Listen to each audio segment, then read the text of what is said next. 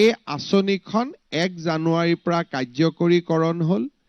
এতিয়াৰ পৰা ৰাজ্য চৰকাৰৰ যিকোনো কৰ্মচাৰীৰ প্ৰাকৃতিক মৃত্যু হ'লেও তেওঁলোকে ষ্টেট বেংক আৰু ইউনিয়ন বেংকৰ পৰা 10 লাখ টকাৰ লাইফ ইন্সুৰেন্স লাভ কৰিব।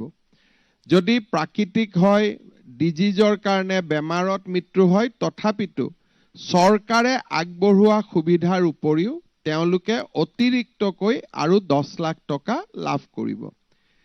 ইয়াৰ উপৰিও যদি এক্সিডেণ্টেল ডেথ হয় 1 কোটি টকা তেওঁলোকৰ পৰিয়ালে পাব। যদি দুৰ্ঘটনাজনিত মৃত্যু হয়, দুৰ্ঘটনাত যদি তেওঁলোক পাৰ্মানেণ্ট ডিজেবল হয় 1 কোটি টকা পাব আৰু পাৰ্মানেণ্ট পাৰ্চিয়েল ডিজেবিলিটি হলে 80 লাখ টকা পৰ্যন্ত এই দুইটা বেংকৰ পৰা কৰ্মচাৰীসকলে লাভ কৰিব। আমি আজিৰ পৰা বদলি বা ট্ৰান্সফাৰ প্ৰক্ৰিয়াত এটা স্বচ্ছতা আনিব খুজিছো। তৃতীয় আৰু চতুৰ্থ শ্ৰেণীৰ কৰ্মচাৰীসকলে ট্ৰান্সফাৰ বিচাৰি চৰকাৰী কাৰ্যালয় দুৱাৰে দুৱাৰে ঘূৰি ফুৰাটো এটা নিত্য নৈমিত্তিক কথা আছিলে। নাৰ্ছৰ পৰা আৰম্ভ কৰি ফাৰ্মাচিষ্টৰ পৰা পুলিচ কনিষ্টবলৰ পৰা তেওঁলোকে চৰকাৰৰ দপ্তৰে দপ্তৰে ট্ৰান্সফাৰ পোষ্টিং বিচাৰি ঘূৰি ফুৰে আৰু বিভিন্ন ক্ষেত্ৰত ই ৰাজনৈতিক হস্তক্ষেপৰো এক প্ৰক্ৰিয়া হৈ পৰে। আজি আমি এটা পোৰ্টেল মুকলি কৰিছো যাক স্বাগত সতীৰ্থ বুলি কৈছো। এই পোৰ্টেলটো প্ৰত্যেক বছৰে 1 জানুৱাৰীৰ পৰা 28 ফেব্ৰুৱাৰীলৈকে খোলা থাকিব। ৰাজ্যৰ তৃতীয় আৰু চতুৰ্থ বৰ্গৰ কৰ্মচাৰীসকলে যিমান কৰ্মচাৰীয়ে আবেদন কৰিব খোজে বদলিৰ 1, 2, 3, 4, 5 5টা অপশ্যন দি 5খন জিলাৰ অপশ্যন দি তেওঁলোকে বদলিৰ প্ৰক্ৰিয়াত অন্তৰ্ভুক্ত হ'ব আৰু এটা পাৰস্পৰিক বুজাবুজিৰে যিমান আমি একমোডেট কৰিব পাৰো, অৰ্থাৎ কোনো এখন ইনষ্টিটিউচনক খালী নকৰোৱা কৰি যদি এখন হস্পিটালৰ পৰা এগৰাকী নাৰ্ছ গুচি আহে তাত সেৱা বন্ধ হৈ যায়, কিন্তু যদি এগৰাকী ওলাই যায় এগৰাকী সোমাই আহে তেতিয়াহ'লে চিকিৎসালয়খনৰ সেৱা বঞ্চিত নহয়। সেইকাৰণে আজি আমি এটা নতুন পোৰ্টেল ভাৰতৰ ভিতৰতে প্ৰথম আমি এটা নতুন স্বচ্ছতা আনিছো যে এতিয়াৰ পৰা তৃতীয় আৰু চতুৰ্থ বৰ্গৰ কৰ্মচাৰী গোটেই বছৰটো ট্ৰান্সফাৰ পোষ্টিং হৈ নাথাকে।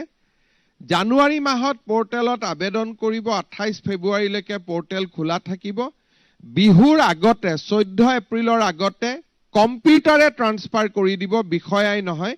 কম্পিউটাৰে লোকেট কৰিব যে এওঁ শিৱসাগৰৰ পৰা ধেমাজি আহিব খুজিছে, এখেতে ধেমাজিৰ পৰা শিৱসাগৰত আহিব খুজিছে। কম্পিউটাৰে তাক লোকেট কৰিব, কম্পিউটাৰে ডিচাইড কৰিব আৰু ডাইৰেক্টৰৰ ডিজিটেল সিগনেচাৰত ট্ৰান্সফাৰ অৰ্ডাৰ ওলাই যাব। তাত মেনুৱেল হস্তক্ষেপ কাৰোৱে নাথাকিব। খুব সৰুকৈ আৰম্ভ কৰা অৰুণোদয় আঁচনিখন 2028 চনত এখন সৰ্বগ্ৰাসী আঁচনিত পৰিণত হয়। 2021ত 1,83,000, 2022ত 17 লাখ, 2023ত 24 লাখ বেনিফিচিয়াৰী লৈ পেলাই ই 2024ত এখন খুব অল ইনক্লুচিভ পভাৰ্টি এলিভেশ্যনৰ মডেললৈ ৰূপান্তৰিত হয় আৰু যোৱা বছৰ এই আঁচনিখনত ৰাজ্য চৰকাৰে 3,681 কোটি টকা ব্যয় কৰে। আমাৰ ৰাজ্যৰ এই আঁচনিখন ভাৰতবৰ্ষৰ মোষ্ট প্ৰগ্ৰেছিভ লৈ গৈছে। সকলোৱে এতিয়া এটা নীতিগত সিদ্ধান্তত উপনীত হৈছে যে দৰিদ্ৰ লোকক সামগ্ৰী যোগান ধৰাত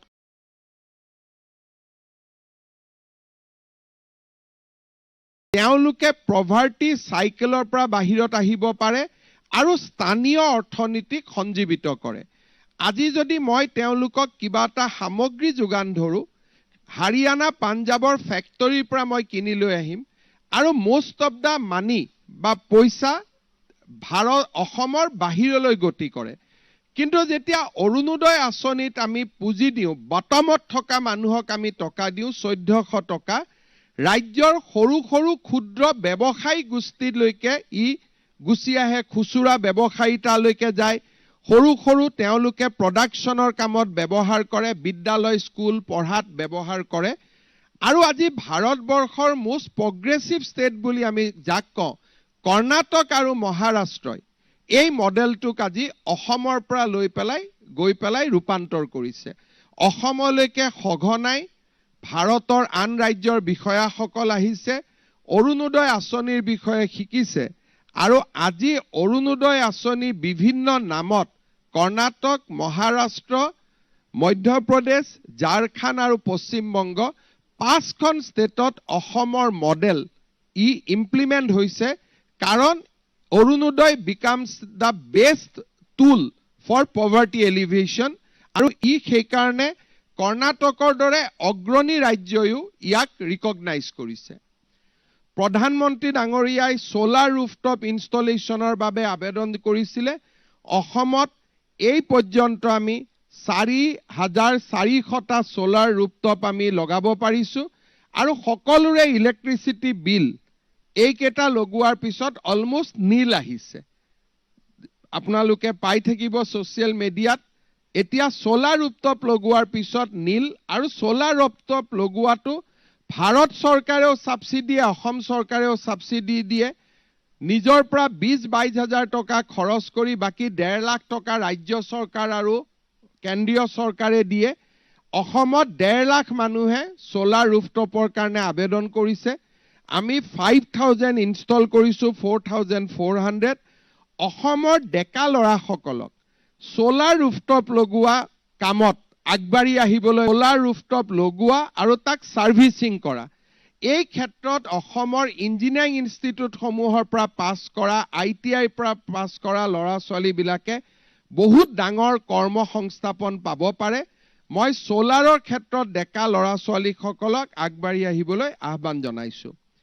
আপোনালোকে আনন্দিত হ'ব যে এই বছৰত অসম চৰকাৰৰ নিজা প্ৰচেষ্টাত আমি নিৰ্মাণ কৰা 120 মেগাৱাটৰ লোৱাৰ কপিলী হাইড্ৰ ইলেক্ট্ৰিকেল প্ৰজেক্টটো এই বছৰতে আমি শুভ উদ্বোধন কৰিম। এইটো নেপকো বা কাৰো নহয়, ইট ইজ এ পিয়ৰলি আমাৰ অসম ইলেক্ট্ৰিচিটি বোৰ্ডে নিৰ্মাণ কৰা এই প্ৰকল্পও আমি এই বছৰত আমি আগবঢ়াম।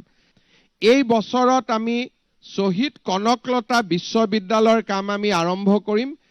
দিছ ইউনিভাৰ্চিটি নৰ্মেল ইউনিভাৰ্চিটি নহ'ব, ইয়াত AI, robotics, 3D, AR, VR যি নতুন ছাবজেক্টছ আছে, এই ছাবজেক্টৰ ওপৰত কনচেনট্ৰেট কৰি গহপুৰত কনকলতা বিশ্ববিদ্যালয় স্থাপনৰ কাম আমি এই বছৰত আৰম্ভ কৰিম with a investment of 400 crores, and this will be a new technology university for state of Assam. Humanities subject থাকিব, physics, chemistry থাকিব, but it is being modeled as industry 4.0 enabled university, য'ত নেকি robotics, technology, augmented reality গোটেই নতুন সাবজেক্টবিলাকৰ ওপৰত এই বিশ্ববিদ্যালয়খনে focus কৰিব। বিভিন্ন ধৰণে দৰিদ্ৰ লোকক বিনামূলীয়া চাউল আদিৰে আমি ৰেচন কাৰ্ডৰ কাভাৰেজ বহুত বঢ়াব পাৰিছোঁ।